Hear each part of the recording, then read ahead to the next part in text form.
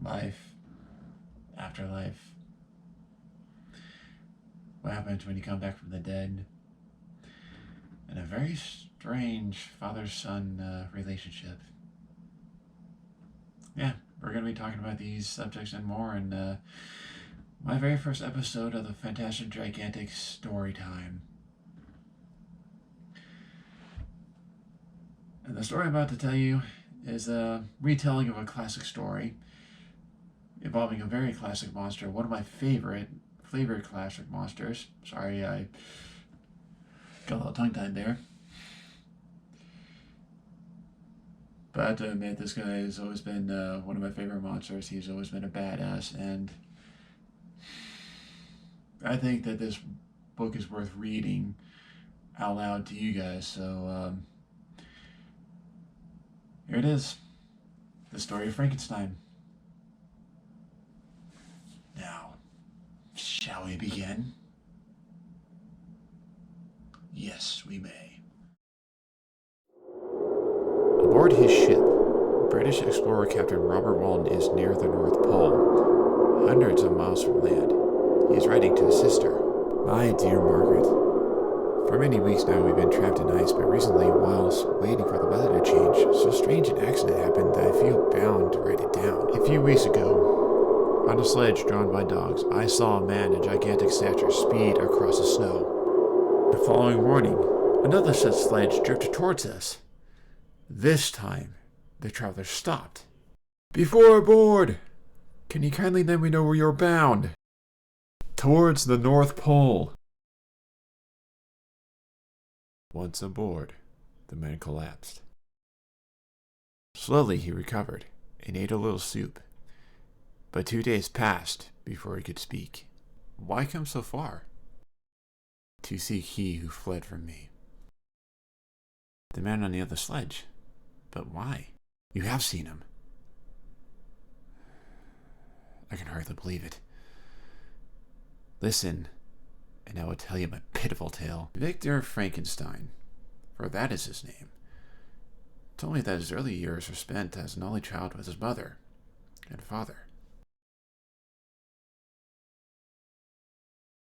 His mother longed for a daughter, so when he was 5, they adopted an orphan, Elizabeth. Elizabeth was a sweet and sensitive child. Everyone loved her.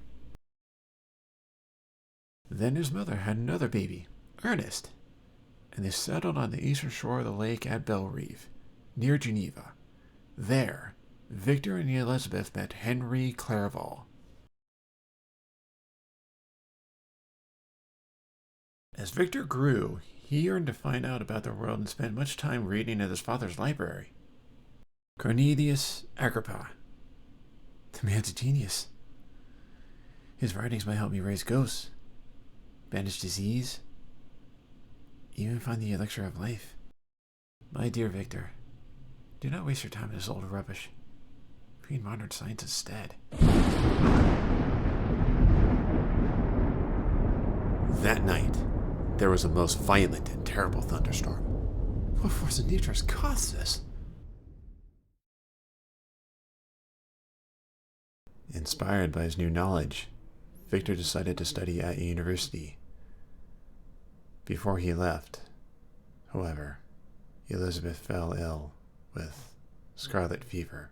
Please, Mother, do not nurse me. You're sure to fall ill too. As Elizabeth recovered, Victor's mother fell ill. But without the strength of youth, she died. On her deathbed, she had but one request. My dear Victor, promise me that you'll marry Elizabeth. Once my studies are completed, Mother, I will fulfill your wish.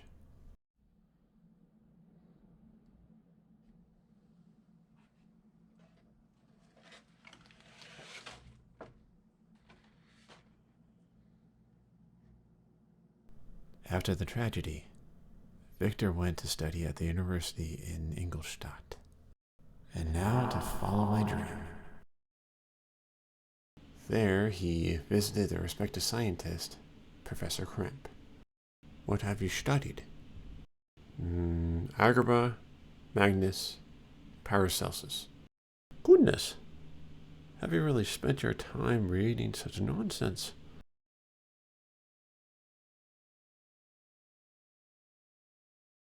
Instead, Victor visited another scientist, Professor Waldman. I wish to explore the mystery of creation. The modern scientists have shown how our blood circulates and which gases make up the air we breathe. I would very much like to learn from you, Professor Waldman. I would be happy to take you as a pupil, Frankenstein. Over the next months, Victor worked hard learning about the human frame and its decay after death. Until one day, I can hardly believe it. Finally, I am capable of bringing something that is dead to life. He decided to construct a gigantic body from corpses and give it life. So night after night, Victor visited local vaults and charnel houses, collecting body parts from the dead.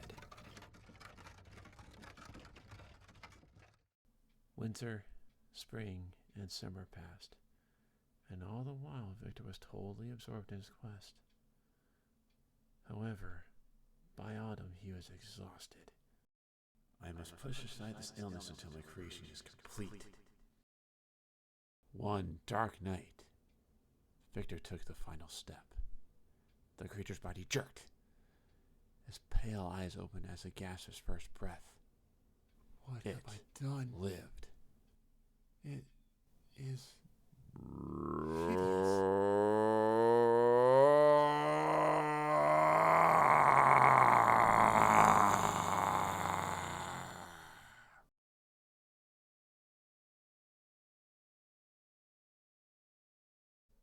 At first, Victor had been ecstatic. His feelings of elation, however, soon turned to disgust. All night long, Victor paced the streets. Then, at first light, a coach drew up. My dear Frankenstein, how glad I am to see you. Henry. I can hardly believe it. But back at his rooms, Victor broke down. Whatever is the matter, Victor? Do not ask me, Henry. Oh, save me. Save me.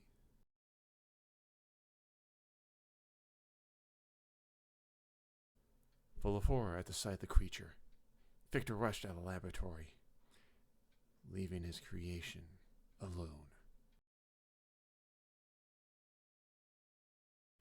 He fled to his rooms where, exhausted by his efforts, he fell into a deep sleep.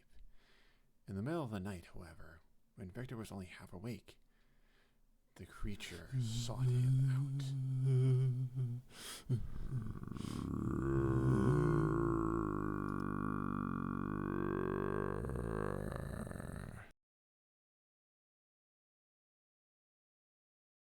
Leave me alone, wretch. I cannot bear to look at you. And for the second time that night, Victor ran away.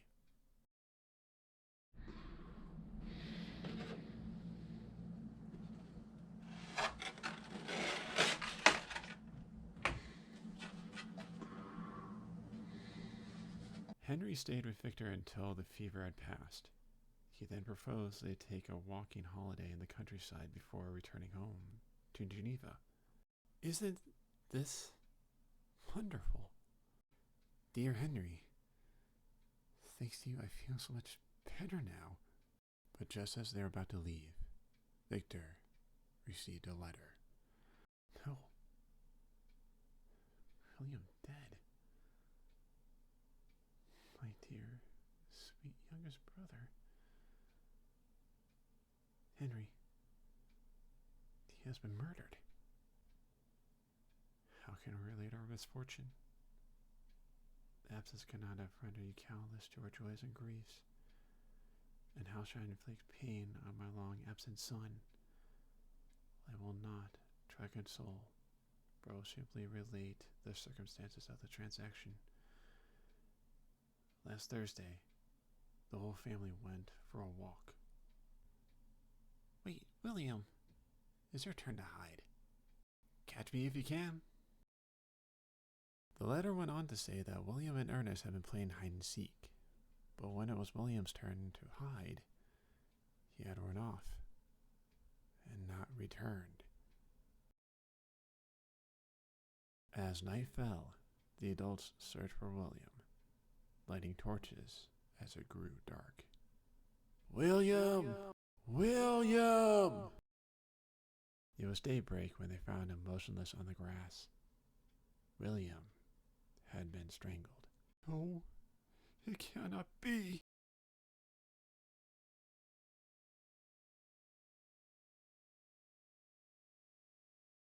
When Victor's father told Elizabeth of William's fate, she was distraught.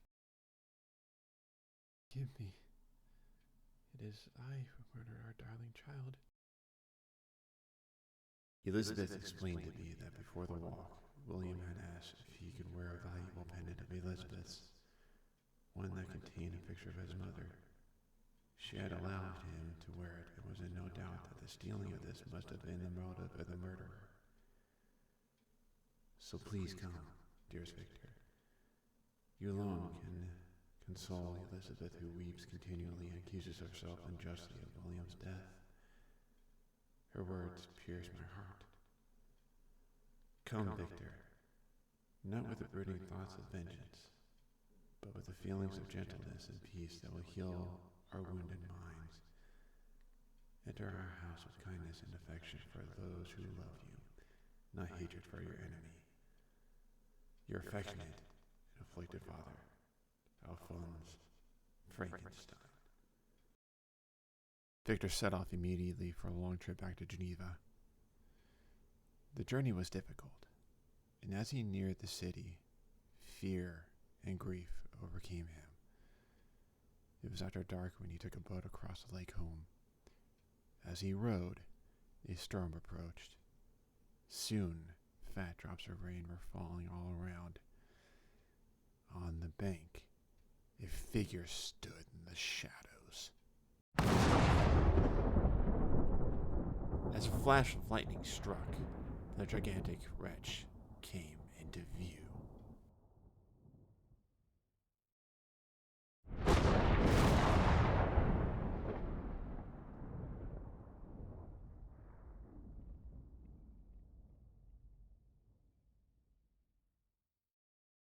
What is he doing here? Can he be my brother's murderer? Victor spent the night wandering around outside.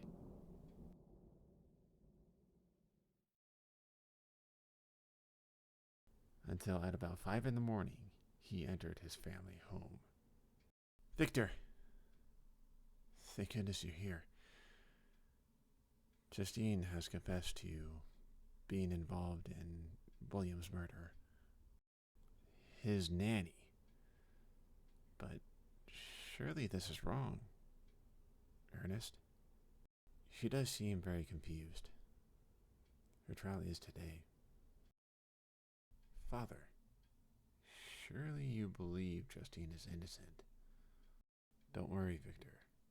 I'm sure she will be acquitted. The speech calmed Victor.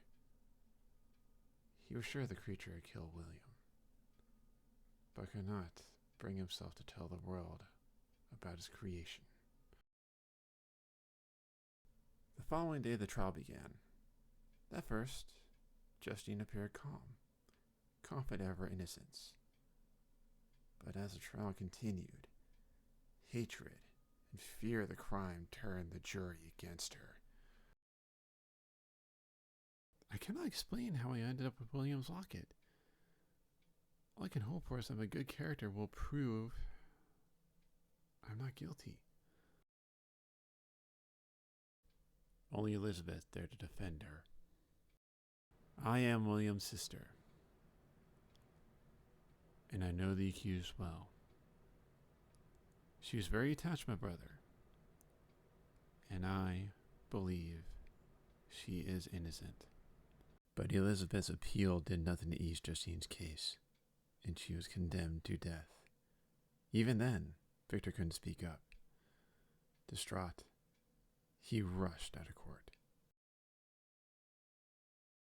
Later, Victor went with Elizabeth to visit Justine in her prison cell. I will prove your innocence. You shall not die. I do not fear to die. I leave a sad world. Farewell, sweet lady. Live and be happy, and make others so. And the following morning, Justine died. So I murdered 2 poor victims. If I had not created the monster, William and Justine would both be alive. It is I who should have died.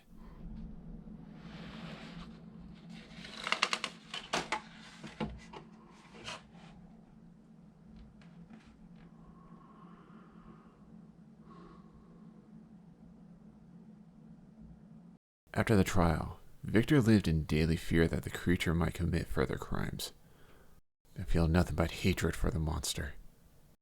Unable to shake off his despair, Victor spent hours wandering in the nearby valleys. As he walked, he started to feel better. Until... Who is this? No. It can't be. The wretch is following me. Do what I say and I'll leave you alone. Refuse, and I will kill the rest of your friends. Devil! Go away or we'll kill you. But the creature did not go. I will not fight you. Only you can make me happy. Listen to my tale so that you might understand what it's like to be me. For the first time, Victor felt compassion for the creature, so agreed to listen to his tale. The creature explained how he was forced to learn about life for himself. No one taught him what day and night were, that he should eat and drink, or where he might find food. Once, finding an abandoned fire, he put his hands in the embers, thinking they would keep him warm. Roar! Another time he longed for shelter, so, coming across a shepherd's hut, he entered. Stay away from me, you monster! Walking late one afternoon, the creature arrived at a village full of pretty cottages. He saw vegetables grown in the gardens, and milk and cheese placed in the windows. Feeling hungry, the creature entered one of the homes. It was not long, however, before the men of the village gathered to chase him away. Take this! Go away, you ugly beast! Leave us in peace, you're not welcome here!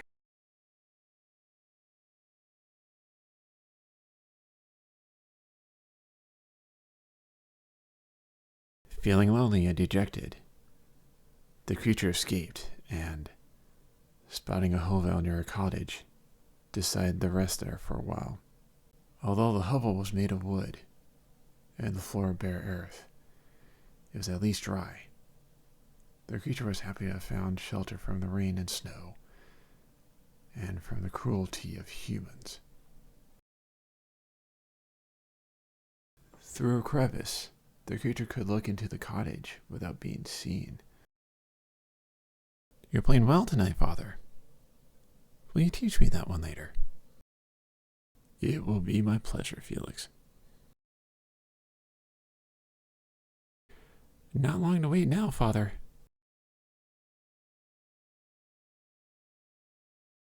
The creature watched the kind way in which the young man and girl treated their blind father. This made him happy. The family were poor and worked hard to survive.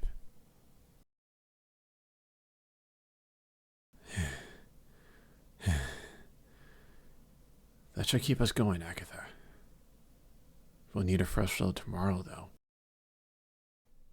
The creature tried to find ways to help the family. Sometimes, at night, he prepared wood for their fire. Look, Felix. Somebody's chopped wood for us. And over time, Fire. by listening to the family talk, Milk. the creature learned how to speak some basic Water. words. The creature came to love the family and wished he could reveal himself to them. One day, however, looking into a pool of water, the creature was horrified to see a monster staring back. He felt deeply unhappy, knowing that humans could never accept him as a friend.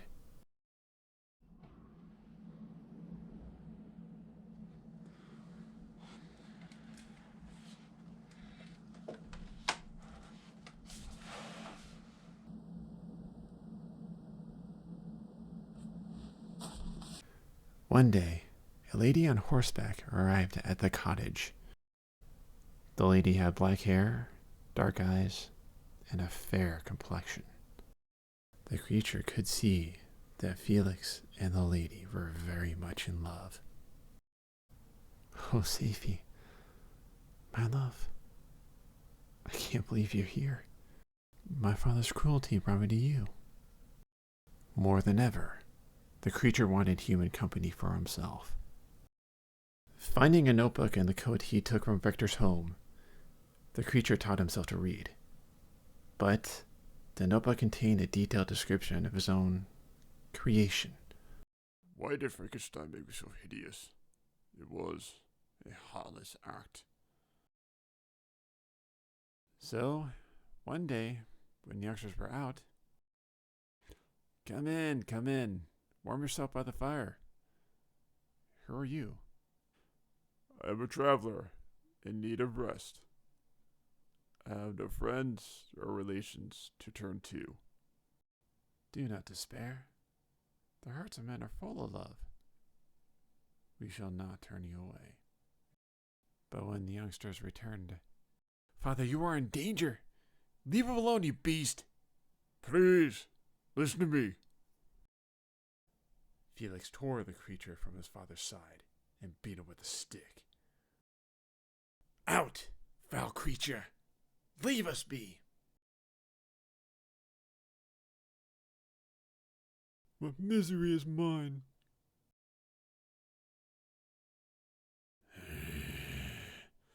From now on, I will wage war against these cruel beings. None more so than my creator, Victor Frankenstein. Overcome with bitterness, the creature left the cottage and escaped to his hovel. The following day, the terrified family left. Seized with fury, the creature stacked straw and sticks around the cottage. As night fell, he lit the straw.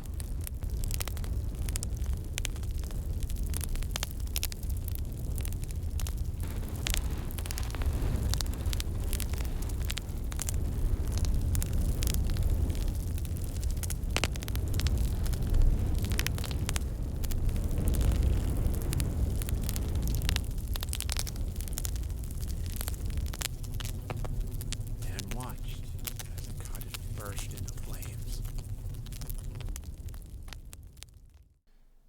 The creature, resolved to find Victor and seek justice from him, set off for Geneva. During the journey, Yo! A young girl screamed. what danger is she in? Hold on to my arm. I will save you. Thank you, sir. The creature dragged the poor girl to the safety of the shore and tried to revive her, but suddenly she was pulled away. Run for your life, you brute! I am shot! So, this is how I'm repaid for my kindness. Oh, hateful humankind. I will avenge you all. For weeks, the creature hid in the woods and nursed his painful wound. But all the while his need for revenge grew. Once healed, the creature continued his journey until he reached the vicinity of the Frankenstein family home. What a beautiful boy. Surely he cannot yet have developed a horror of deformity. I will try to speak to him. Hideous monster. Let me go. My father is Mr. Frankenstein. So, you belong to the enemy. You shall be my first victim, then. The creature grasped the child's throat and strangled him. He felt exhilarated.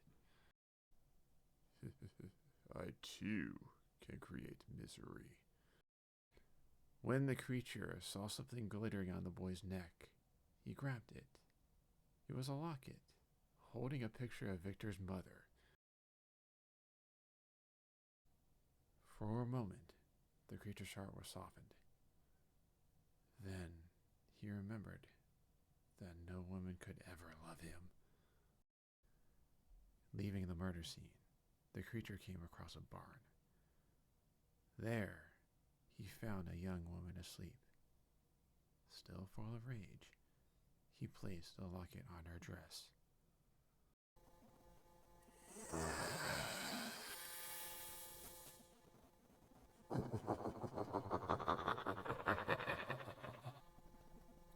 His tale told, the creature made his request. Make me a wife as horrible as myself. I beg you, do not refuse me this. I cannot. If you do not agree, I will create in you a fear that will make you curse the hour of your birth. If you do, neither you nor any other human will see us again. There is some justice in his request. And so Victor agreed to his request. On hearing this, the creature left, promising to return only when Victor had made his wife. Victor decided to travel to England to complete his task, and so he told his family of his plans to leave. I must finish with the monster first. I had hoped you might marry Elizabeth before you left. I love Elizabeth, Father, but ask that the marriage does not take place until we return. I have asked your dear friend Henry Clerval to accompany you, Victor. How now shall I complete my task? Victor and Henry arrived in London the following month. What a city! The heart of trade and commerce. And home to the philosopher who can help me with my despicable chore.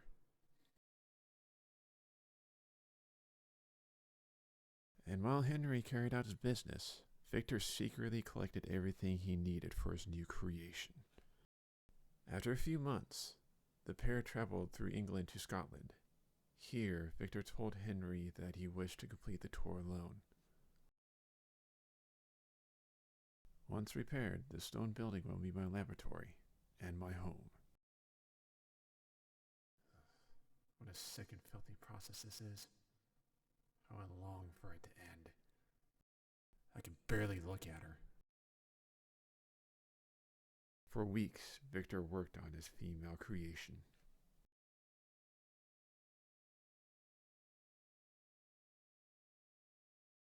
One night, when the creature was almost ready, Victor saw someone at the window. It was the monster, come, at last, to claim his companion. What have I been thinking of? To create another monster like him would be utter madness. She must not live.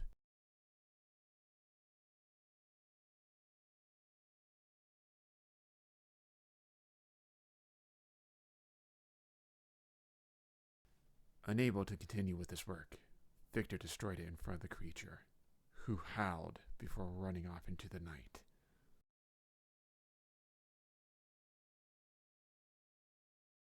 But later, he returned. Do you dare break your promise? I do break my promise. I will never create another creature like yourself. Remember, I can make your life wretched. Your threat does nothing to persuade me to perform this act of wickedness. Very well. But remember, I will be with you on your wedding night. Shudder to think what horrors my wedding might bring. But at least then I might be put out of my misery. The following night, Victor took a weighted basket containing the remains of the female monster and threw it into the sea. The storm approached, and waves crashed about the little boat. The wind was high and blew him far out to sea.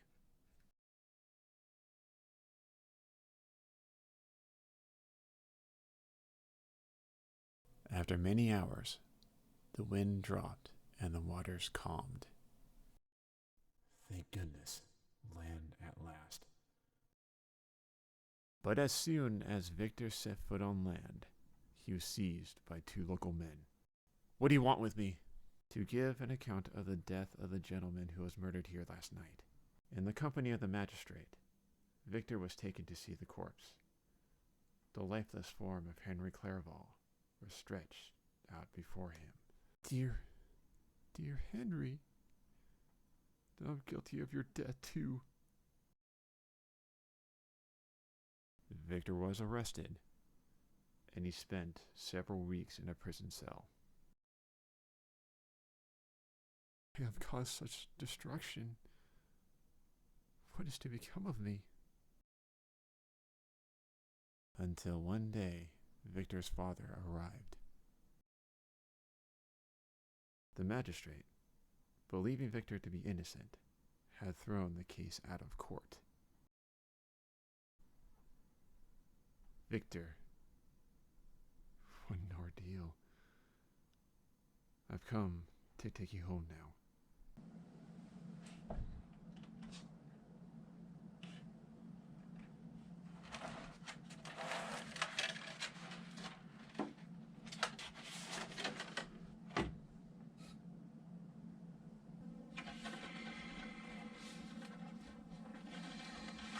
Victor and his father began their long journey home.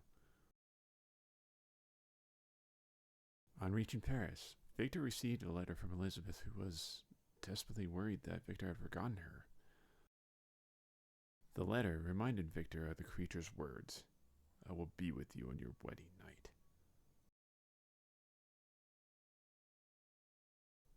Dismiss your fears, dearest girl. You will know my only secret once we are married. It will chill your heart, and you will wonder how I have survived so long. A week later, Victor and his father returned to Geneva, where a few days later, Victor and Elizabeth were married. I will be with you on your wedding night. I do.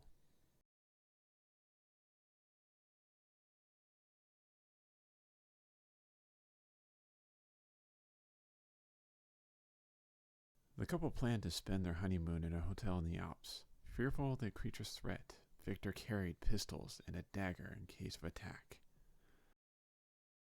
Stay in the room, Elizabeth. I'll be back soon. Before settling down for the night, Victor searched the hotel. Suddenly, Victor heard a scream. Yo! Elizabeth! He rushed back to their room, but it was too late. No, it cannot be.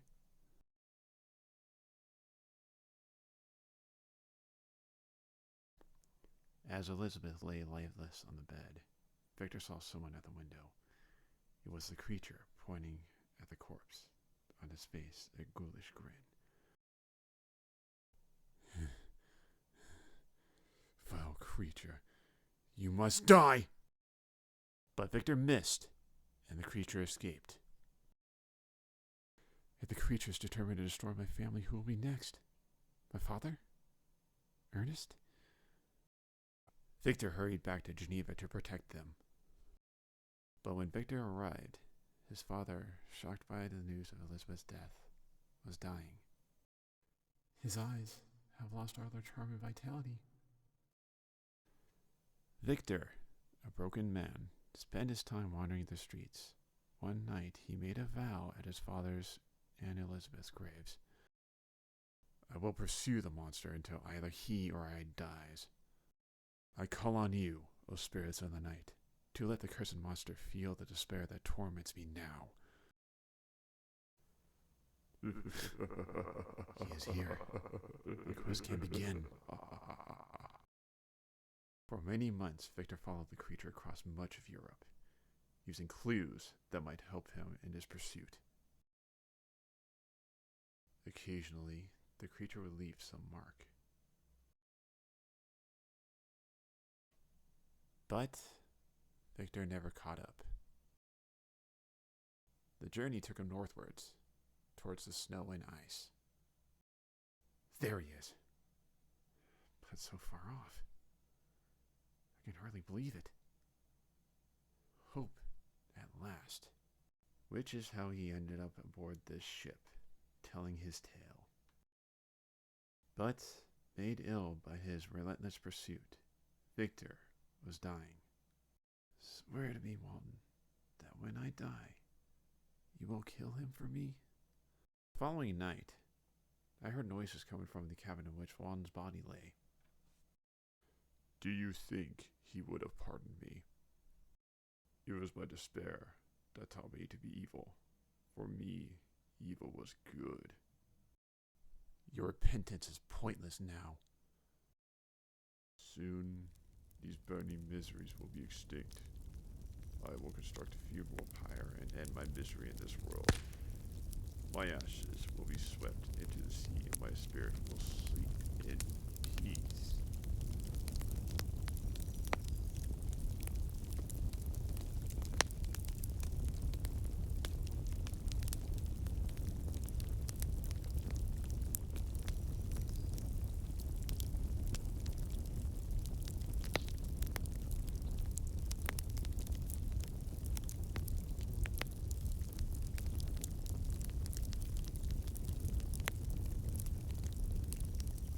Farewell.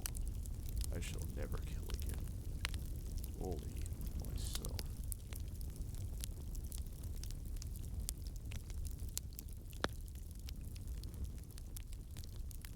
And with those words, the creature left, borne away in an ice craft by the waves, and lost forever in darkness and distance.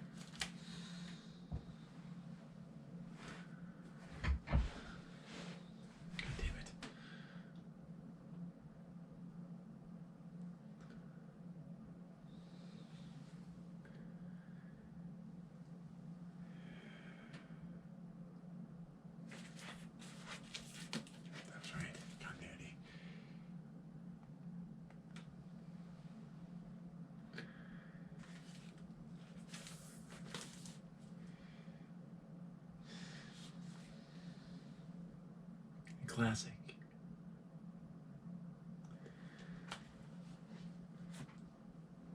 That was fun. But until next time, see ya.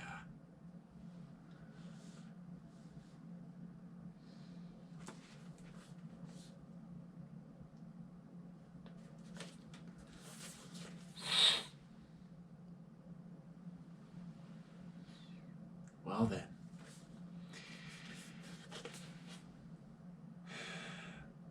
That was fun. It was a very, very great story.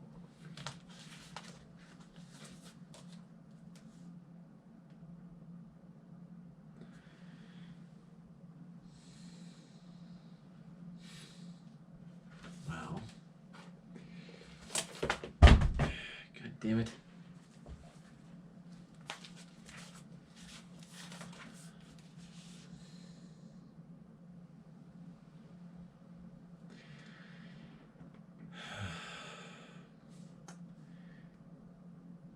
Well then, until next time, bye-bye.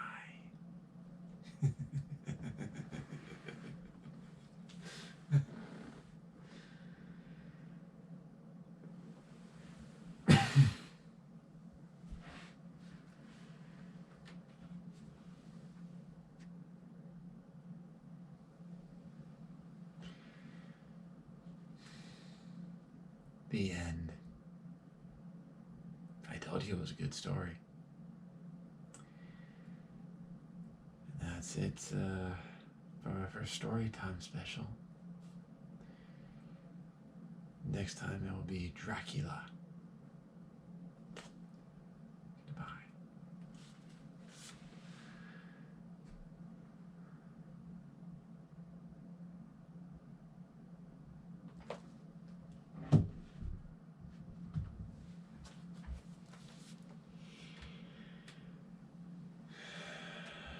Well, that was fun, wasn't it? I told you it was a good story.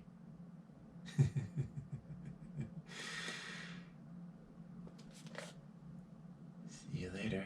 Until next time. Oh, by the way, we're gonna be doing more of these, and the next book is gonna be about one of my favorite fingers, Dracula. Stay tuned.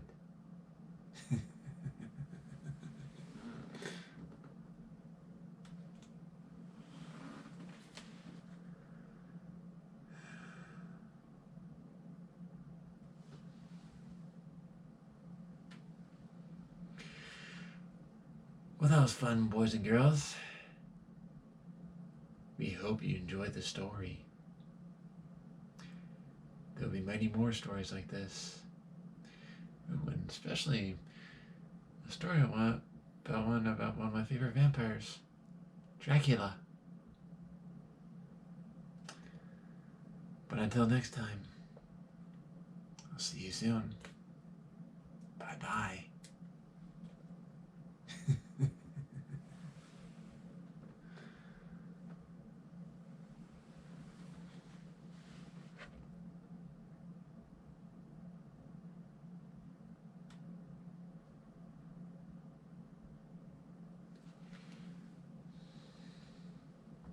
Well, I hope you enjoyed the story. I know I did. And there will be more stories like this. The next story is going to be about Dracula. Stay tuned.